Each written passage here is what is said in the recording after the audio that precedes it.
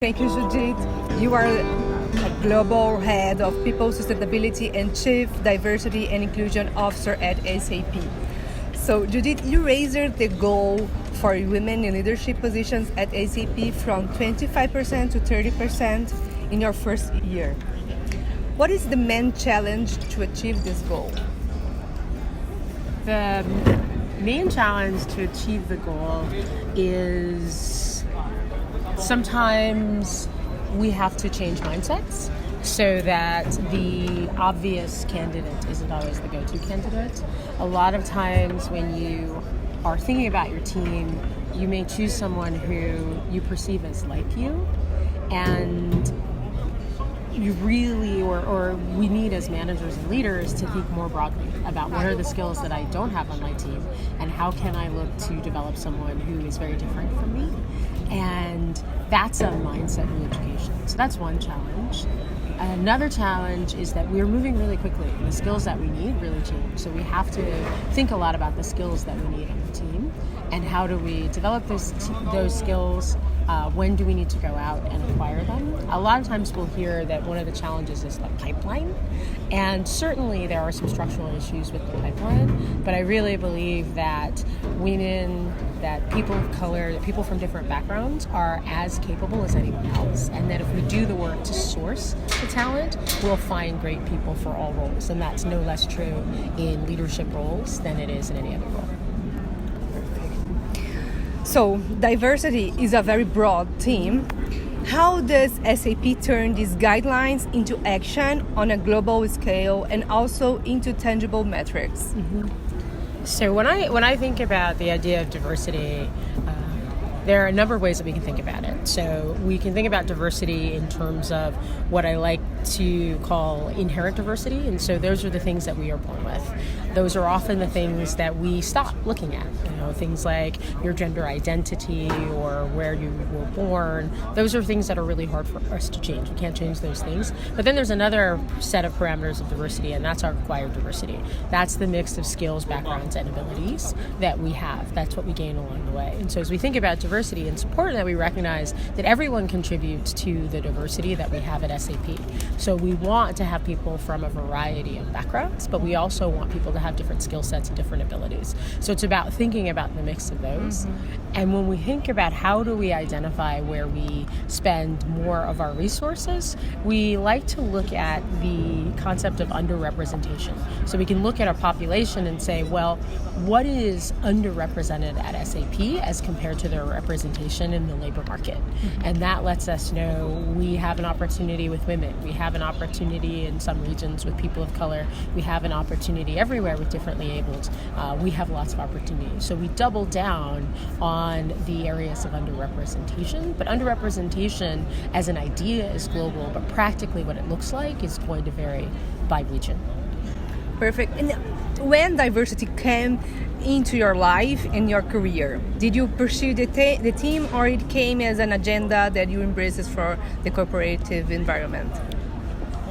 So when I think about my career, the first time that the question of inclusion was broached for me was when I was in college. I was writing for one of the college newspapers and I was asked to cover a story which was on minority and women faculty hiring in the United States, and specifically at my college, and why we didn't have more women and more faculty of color. And I didn't realize that was a challenge. I was really young. I think I was 19. And so that was my first foray into the diversity and inclusion field.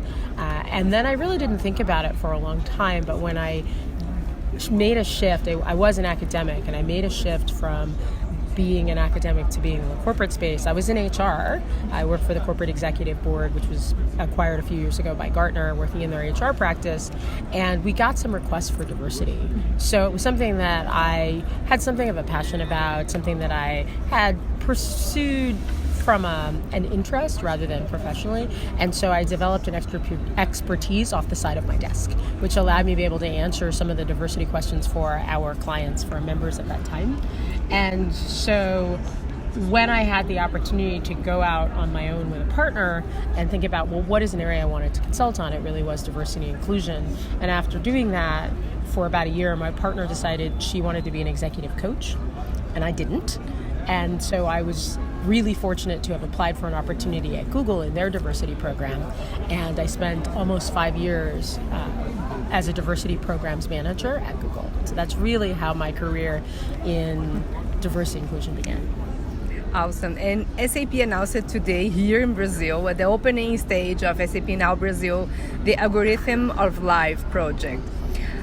How can technology impact the genomic bios of companies through diversity and also in our personal life?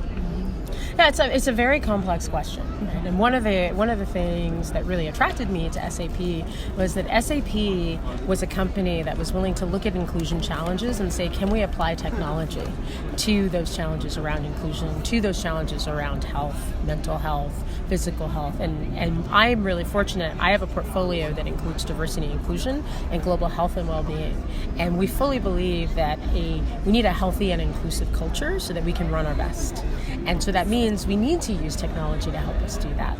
We've seen that the changing hearts and minds one-to-one is a very slow process.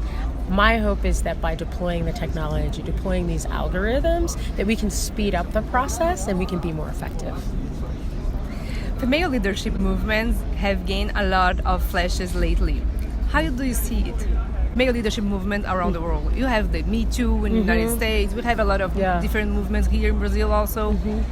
So I think it's great to talk about a lot of these issues openly, because that in and of itself is progress. If we don't talk about things, we don't address them, it's going to be really hard to make change.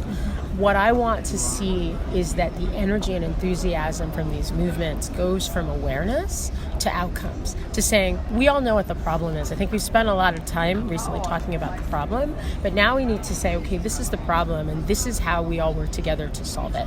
Because when it comes to inclusion, we all contribute to the diversity and inclusion of an organization. And we do that in our organizational practice, things that we as HR leaders or diversity leaders can design. But we also need individuals in our organizations to make the decision to be inclusive every day in their day-to-day behaviors, in terms of who they develop, who they promote, even casual things like who they have coffee with or who they have lunch with. We're always watching our leaders. So we need leaders to train that muscle to always be inclusive to make that change. Amazing. My last question. Who inspire you as leadership role models? Yeah, so I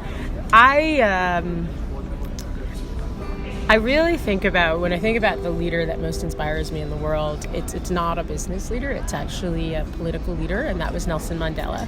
And when you think about this idea of, he had a very long fight against apartheid, so that kind of fortitude to fight for that long, to be in prison for as long as he was, and then to come out without bitterness and to embrace everyone and to say that we need to build a South Africa for everyone, that's inspiring to me, because bitterness doesn't help us. We have to be constructive. We have to say, no matter what the problem is, how do we work together to identify it? How do we work together to solve it? And how do we work together to that's going to be fun to edit out. So yeah, how do we work together to identify a problem? How do we work together to solve it? And how do we work together to benchmark and measure how we're doing along the way? Thank you very much. You're welcome.